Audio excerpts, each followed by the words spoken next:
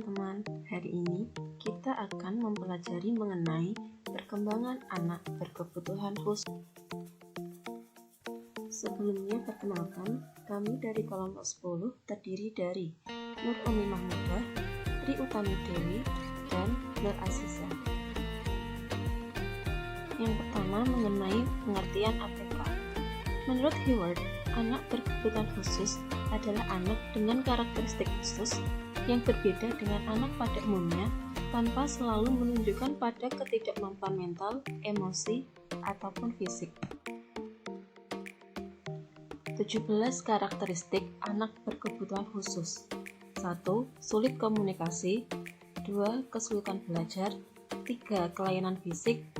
4. Bersikap membangkang. 5. Emosional. 6. Sulit menulis atau membaca. 7. Tidak mengerti arah. 8. Bersikap sesuai kebiasaan. 9. Senang meniru. 10. Berbicara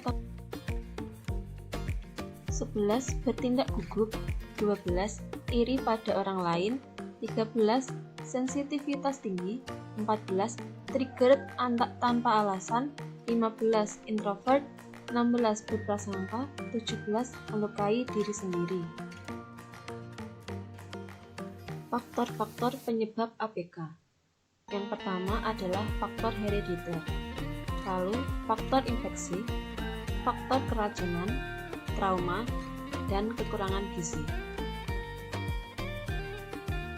Faktor penyebab APK jika dipandang dari sudut waktu terjadinya kelainan, para ahli membaginya menjadi 1. Saat prenatal, 2. Perinatal, dan 3. Pasca-natal. APK diklasifikasikan menjadi 3. Yang pertama, kelainan mental. 2. Kelainan fisik. 3. Kelainan emosi.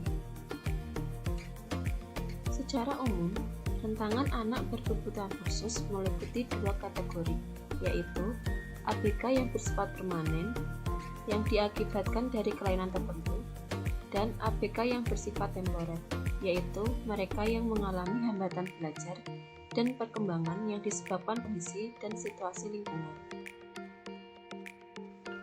Tunanetra. Secara umum, tunanetra dikelompokkan menjadi buta dan kurang lihat.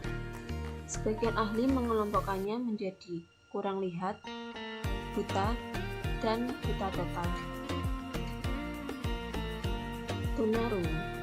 Berdasarkan tingkat kehilangan pendengaran, tunarungu dapat diklasifikasikan sebagai berikut. Yang pertama, tunarungu ringan. 2. Tunarungu sedang. 3. Tunarungu agak berat. 4.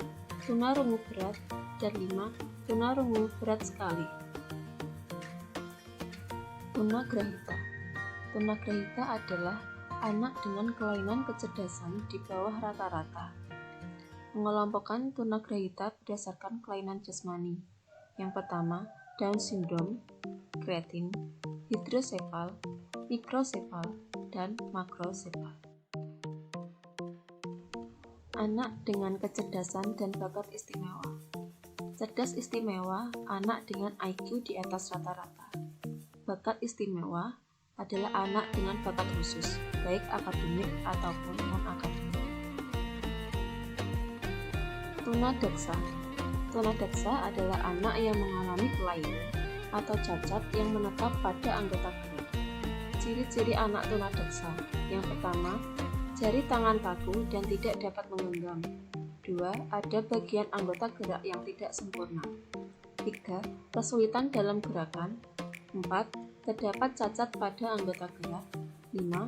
Anggota gerak layu, kaku, lemah atau lumpuh.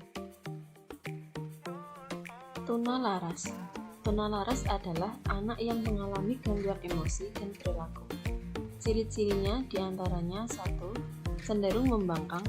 2. Mudah terangsang emosinya. 3. Sering melakukan tindakan agresif. 4. Sering bertindak melanggar norma sosial, norma susila, atau hukum. 5. Cenderung prestasi belajar dan motivasi rendah, sering bolos, jarang masuk sekolah. Anak dengan kesulitan belajar spesifik.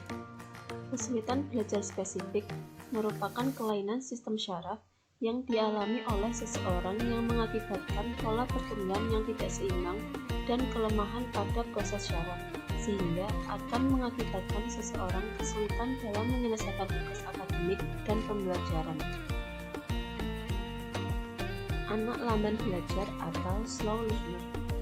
Anak lamban belajar adalah anak yang mengalami hambatan atau keterlambatan dalam perkembangan mental, disertai ketidakmampuan untuk belajar dan menyesuaikan diri sehingga memerlukan pelayanan pendidikan khusus.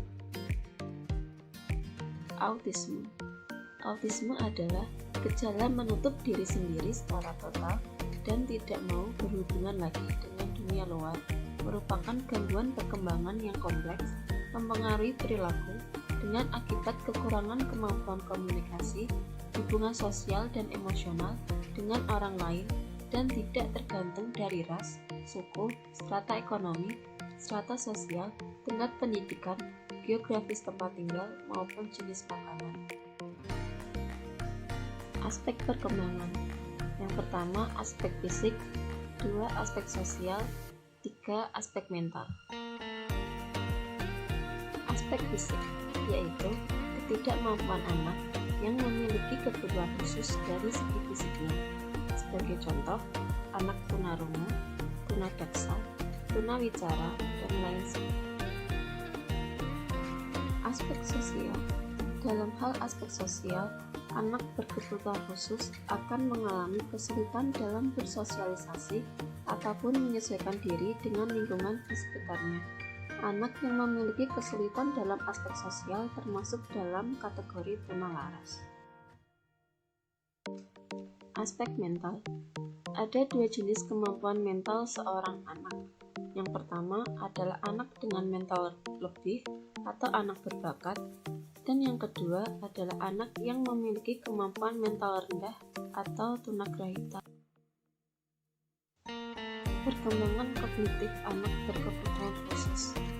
Segala keterbatasan yang dimiliki anak berkebutuhan khusus akan membuat anak mengalami ketidakutuhan informasi yang bisa mengurangi pesan, pembentukan persepsi, penanaman memori, dan pemahaman terhadap objek yang diamati. Keterbatasan yang dimiliki oleh anak berkebutuhan khusus akan menyebabkan perkembangan kognitif anak sedikit terhambat karena kesulitan menangkap dan mengenali perubahan tersebut. Perkembangan psikologi anak berkebutuhan khusus. Dalam konteks psikologis, anak berkebutuhan khusus lebih mudah dikenali dari sikap dan perilaku, seperti gangguan pada kemampuan belajar pada anak slow learner, gangguan kemampuan emosional dan berinteraksi pada anak autis, gangguan kemampuan berbicara pada anak autis dan ADHD. Pelayanan ABK. Yang pertama, regular class only, 2 regular class with consultation, 3 itinerant teacher, 4 resource teacher, 5 pendidikan di rumah atau di rumah sakit, 6 self-contained, 7 special day school, 8 residential school.